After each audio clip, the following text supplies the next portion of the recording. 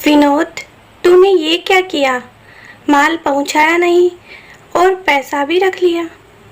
Company वालों का लगातार फोन आ रहा है। इस तरह से व्यापार नहीं किया जाता है। तूने मुझसे झूठ बोला और चंद पैसों के लालच में इतना बड़ा छल कर दिया। अब मैं उन्हें क्या जवाब दूं? जब माल था ही नहीं तो ऑर्डर क्यों लिया? अब मैं उसकी भरपाई कैसे करूंगा? सुधीर चिंतित हो रहा था और विनोद के चेहरे पर एक शिकन तक नहीं थी। अच्छा, मुझे वो पैसे वापस कर दो जो तुमने लिए थे।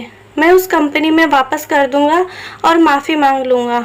वो पैसे तो, विनोद हिचकिचाते हुए बोला, वो तो मैं कल ही जुए में हार गया हूँ। मेरे पास एक भी पैसा नहीं है। सुधीर ये सुनकर अपना धैर्य खोने लगा। आखिर हजारों की नहीं लाखों की बात थी। पिताजी ने कितनी मेहनत से ये व्यापार खड़ा किया था। लोगों का इस पर पूरा भरोसा था और विनोद ने उसी साख पर धब्बा लगा दिया है। सुधीर को समझ नहीं आ रहा था कि वो अब क्या करे और ये सब कैसे हो गया। बैंक में भी अब इतना पैसा नहीं बचा था और इतना माल तैयार करने में अभी महीना भर लगेगा। उसके पैसे का ब्याज भी बहुत लग जाएगा और कंपनी वाला रुकेगा भी नहीं। कहीं ये ना हो कि वो कोर्ट केस कर दे। इसके लिए ये ही दोषी नहीं है, मैं भी दोषी हूँ। काश उस दिन इसके लाए कागज पर मैं हस्ताक्षर नहीं करता। मीटिंग की जल्दबाजी में मैंने हस्ताक्षर कर दिए। लेकिन मामला तो सुलझाना था। सुधीर ने अपनी पत्नी से बात की। रागिनी ने सलाह दी कि हम बहुओं के जेवर ऐसे ही रखे हुए हैं, उन्हें हम बैंक में रखकर उससे कर्ज ले सकते हैं और जब हमारे पास पैसे होंगे तब हम उन्हें छुड़ा ही लेंगे। अपनी पत्नी की बात सुधीर को समझ आई और उसने वैसा ही किया। विनोद एक लालची प्रवृत्ति का इंसान है जिसे बस पैसों से मोह है और पैसों के लिए वो कुछ भी कर सकता था। अपने दोस्तों के संग पार्टी करना, जुए और शराब में पैसा उड़ाने का शौक रखता था। वहीं सुधीर उसके विपरीत धैर्यवान, समझदार और सात्विक गुण वाला था। वो ऑफिस से घर और घर से सीधा ऑफिस जाता था। सुधीर की पत्नी रागिनी भी उससे खुश रहती थी और वो भी सरल स्वभाव की थी। वहीं विनोद की पत्नी रेखा बहुत दुखी रहती थी। विनोद के ना घर पर आने का कोई वक्त था, ना ही रात को सोने का। कई बार तो वो घर ही नहीं आता था। सोमनाथ जी ने अपने छोटे बेटे विनोद को कई बार समझाया था कि वो इस तरह की हरकतें करना बंद कर दे और अपनी पत्नी और बच्चों को संभाले, उन्हें खुश रखे, पर विनोद किसी की नहीं सुनता था। सोमनाथ जी ने अपने व्यापार का सारा कर्ता धर्ता सुधीर को ही बना रखा था, क्योंकि सुधीर का आचरण भी सही था और वो अपने पिताजी की बात भी मानता था। बचपन से ही सुधीर शांत स्वभाव वाला और विनोद उग्र स्वभाव का था। दोनों भाइयों में कभी झगड़ा नहीं होता था, पर हाँ, सुधीर को भी विनोद की चिंता लगी रहती थी। वो समय समय पर उसे सुधरने की सलाह देता था, जिसे विनोद सुनता तो था पर उसकी बात भी जरा भी नहीं मानता था। सोमनाथ जी घर पर ही रहते थे। अब उनकी उम्र हो चली थी और उनसे ज़्यादा भागदौड़ नहीं होती थी। घर पर रहकर वो व्यापार का हिसाब भी कभी कभी कर ही लिया करते थे।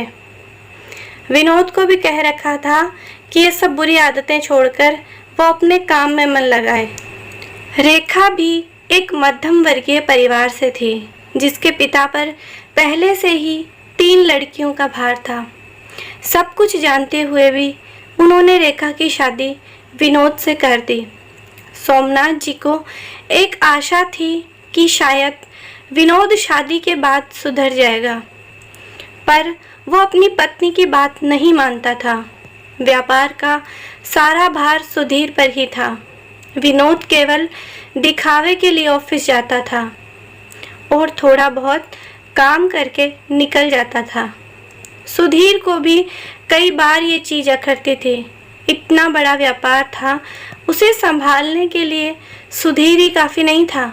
माल मंगवाना, माल की जांच करना, पैसों का हिसाब करना, माल को दुकानों पर भेजना, बहुत से काम थे।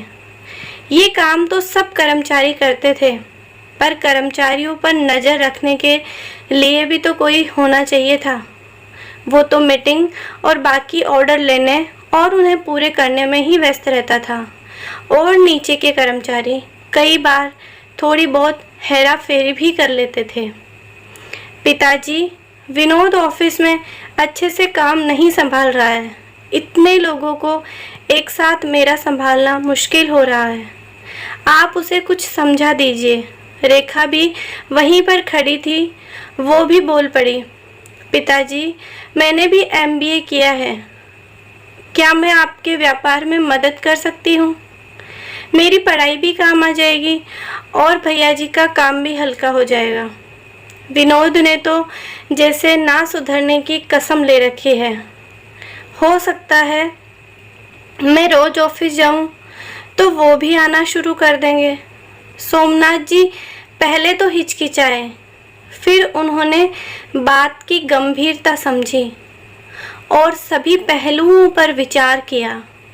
उन्हें रेखा की बात भी सही लगी।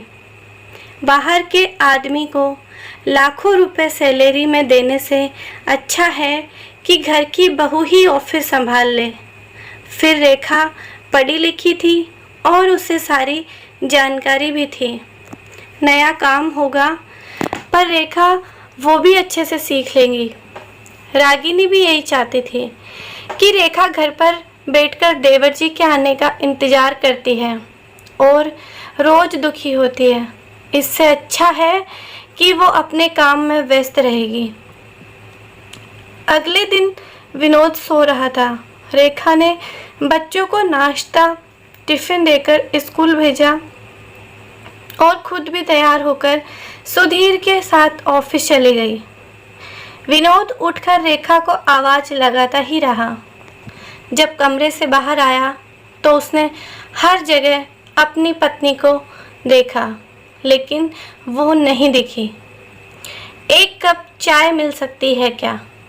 वो चिल्लाया तो रागिनी चाय लेकर आई। ये रेखा कहाँ चली गई? कामचोर है, अपने पति को एक कप चाय नहीं दे सकती है। कब से मैं चिल्ला रहा हूँ, तेरी पत्नी कामचोर नहीं है, वो काम पर ही गई है। अब तुझसे तो काम होता नहीं है, तो उसने तेरा काम खुद के सिर पर ले लिया है। वो सुधीर के साथ ऑफिस में ही गई है, शाम तक आएगी। तुझे तो अपनी आवारागर्दी और बुरी आदतों से समय ही नहीं मिलता है कि तू ऑफिस जाकर कुछ काम करे। पिछली बार ही इतना बड़ा नुकसान कर दिया था। सोमनाथ जी बोलकर अपने कमरे में चले गए। विनोद उनके पीछे पीछे गया। पिताजी, आपने उसे ऑफिस क्यों भेज दिया? अब घर की औरतें बाहर जाकर काम करेंगी। आपने तो मेरी नाक ही कटवा दी। पता है ऑफिस में कैसे कैसे लोग होते हैं। विनोद की बात सुनकर सोमनाथ जी मुस्कुराकर बोले, हाँ पता है, बस मेरे ऑफिस में तेरे जैसे लोग नहीं होते हैं, बाकी सब तरह के होते हैं। पिता की बात सुनकर विनोद सकपका गया।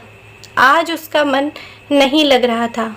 उसने दोस्तों से मिलने का मन बनाया, उन्हें होटल में भी बुला लिया। वहाँ सब तरह की सुख सुविधाएं थी, आराम था, पर उसका मन बेचैन था। उसने सीधा रेखा को फ़ोन किया, पर रेखा ने फ़ोन नहीं उठाया। अब उसके दिमाग में 10 बेफिजूल की बातें आने लगी। उसने अपने सुधीर भैया को भी फ़ोन लगाया, दोनों ने फ़ोन नहीं उठाया। वो सीधा कार लेकर भागा तो बाहर गार्ड ने उसे रोक दिया कि आप कमरे में नहीं जाएं। रेखा मैम और सुधीर सर दोनों व्यस्त हैं। विनोद रुका नहीं और कमरे में चला गया। वहाँ का नज़ारा देखते ही वो हड़बड़ा सा गया। रेखा प्रेजेंटेशन दे रही थी और सुधीर और बाकी कर्मचारी उसे देख रहे थे। विनोद कमरे से बाहर की ओर आ गया, फिर वो घर चला गया। आज विनोद रेखा का बेसब्री से इंतजार कर रहा था। रात को कमरे में वो रेखा पर चिल्लाया कि वो इस तरह रोज ऑफिस ना जाया करे। बाहर 10 तरह के लोग होते हैं। घर की बहुओं को इस तरह जाना शोभा नहीं देता है। रेखा भी बोली, अच्छा, मुझे काम करना शोभा नहीं देता है और आपको? इस घर के बेटे को क्या शोभा देता है? अपने बड़े भाई के साथ चंद पैसों के लालच में छल करना, पिताजी के व्यापार पर धब्बे लगाना और उनकी साख बाजार में गिरा देना। आखिर घर के बेटे को ये सब शोभा देता है? कितना आश्चर्य होता है। मेरी सासू माँ की मृत्यु के बाद पिताजी ने आपको और भैया को खुद ही पाला और आप दोनों की परवरिश की, पर भैया अपने घर, काम, पत्नी के प्रति कितने समर्पित हैं और आपको सिर्फ अपने दोस्तों, बुरी आदतों से मतलब है। घर परिवार, ऑफिस, पत्नी और बच्चों से तो आपको कोई मतलब ही नहीं है। विनोद, मैं ऑफिस अपने लिए नहीं जाती हूँ। आपने जो बड़े भैया के साथ छल किया है, उन्हें धोखा दिया है, इतना बड़ा नुकसान किया है, बस उसी की पूर्ति के लिए जा रही हूँ। अपनी काम वाली रमाबाई का पति भी ऐसा है, काम पर नहीं जाता है, जुए और शराब में सारा पैसा उड़ा देता है। रमाबाई को घर परिवार चलाना है, इसीलिए वो काम पर आती हैं। मैं भी इसीलिए ही ऑफिस जाती हूँ, क्योंकि मेरा पति काम नहीं करता और उसकी पत्नी होने के नाते मेरा ये धर्म है कि मैं अपने और बेटी की परवरिश मुफ्त में ही ना करूँ। जब मैं काम कर सकती हूँ तो क्यों नहीं करूँ? विनोद रात भर सोचता रहा, आखिर उसे आज अपनी पत्नी की बातें इतनी क्यों चुभ रही है। वो कमरे से बाहर आ गया और ऊपर छत पर चला गया। वो रात भर सो नहीं पाया। उसकी आंखों के आगे वो दिन, वो साल घूम गए जब वो स्कूल में था और माँ की अचानक से मृत्यु हो गई थी। उस वक्त वो कितना अकेला हो गया था। वो अपनी माँ का सबसे ज़्यादा लाडला था। माँ उसके आगे पीछे होती रहती थी, उसके लिए खाने की मनपसंद चीज़ें बनाती रहती थी। माँ की गोद उससे छिन गई। उसकी जिद पूरी करने वाली माँ अब नहीं रही। स्कूल में वो फिर से अच्छे से पढ़ नहीं पाया। घर में कितनी ही आया रखी गई, पर वो उसकी माँ जैसी नहीं थी। वो उन पर गुस्सा करता था और किसी की बात नहीं मानता था। सुधीर बड़ा था और उसने अपना पूरा मन पढ़ाई में लगा लिया था। पिताजी अक्सर सुधीर भैया की तारीफ करते थे तो वो अपने भैया से चिढ़ने लगा था। कॉलेज में आया तो वो दोस्तों की बुरी संगत में पड़ गया, घर के पैसे उड़ाने लगा और उसे जुए की बुरी लत लग गई। रागिनी उसकी भाभी बनकर घर आई तो भैया भी व्यस्त हो गए। वो और भी अकेलापन महसूस करने लगा। पिताजी भी उसके लिए चिंतित थे और सुधीर भी उससे बात करने की कोशिश करता था, पर विनोद अब अपनी एक अलग दुनिया में खो गया था। विनोद के चर्चे सभी को पता थे, कोई भी उससे शादी को तैयार ना हुआ, पर सोमनाथ जी ने मध्यम वर्गीय परिवार की लड़की रेखा को चुना ताकि शादी के बाद हो सकता है विनोद में कुछ बदलाव आए। पर विनोद की आदतें वैसी ही रही। वो पत्नी को सबके सामने डांट देता था, जब देखो चिल्लाने लगता था। उसने रेखा और अपनी बेटी को कभी प्यार और सम्मान नहीं दिया था। आज रेखा की बातों से वो अंदर तक हिल गया। उसने अपनी तुलना घर की काम वाली रमाबाई से करती थी। उसने कुछ सोचा, सुबह होते ही ऑफिस के लिए तैयार हो गया, जहां वो कभी कभार ही जाता था। उसने वहां पर रखी कुछ फाइलें देखी जो अधूरी पड़ी थी, महीनों से जिन्हें छुआ नहीं गया था। उसने घंटी बजाई और बाकी कर्मचारियों को बुलाया, उनसे काम की जानकारी ली और फाइल पूरी करके अपने बड़े भैया के कैबिन में चला गया। भैया, अधूरी फाइलें मैंने पूरी कर दी हैं, आप इन्हें अच्छे से देख समझ लीजिए और पूरी पढ़कर ही अच्छे तरीके से हस्ताक्षर कीजिए। सुधीर का मुंह खुला रह गया। रातों रात अपने छोटे भाई में ये परिवर्तन देखकर सुधीर को बहुत ही अच्छा लगा। भैया, मुझे माफ़ कर दीजिए, मैंने आपका और पिताजी का काफ़ी दिल दुखाया है।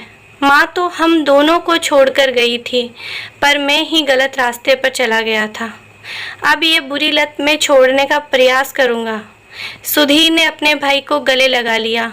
विनोद ने अपने भाई और पिताजी से वादा किया कि वो मन लगाकर काम करेगा। मैं कल से ऑफिस नहीं आऊँगी। अब आप और भैया वहाँ हैं तो मेरी क्या ज़रूरत है, रेखा बोली। तुम्हारी ज़रूरत हर जगह है, इस घर को, मुझे और ऑफिस को भी। तुमने कितने अच्छे से सारा काम संभाल लिया था, आगे भी तुम ही संभालोगी, विनोद ने कहा। रेखा बहुत खुश थी। आखिर कैसे भी करके उसका पति सही रास्ते पर चलने तो लगा। दोस्तों, परिवार में हर रिश्ते की बड़ी अहमियत होती है। अपने ही भाई के साथ छल करना, पिता की जिम्मेदारी ना निभाना और पत्नी का अपमान करना एक अच्छे पुरुष के लक्षण नहीं होते हैं।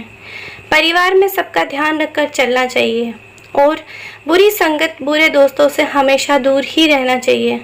तो दोस्तों, आपको कहानी कैसी लगी प्लीज़ कमेंट में ज़रूर बताइए। लाइक एंड सब्सक्राइब करना बिल्कुल मत भूलिए। Thank you.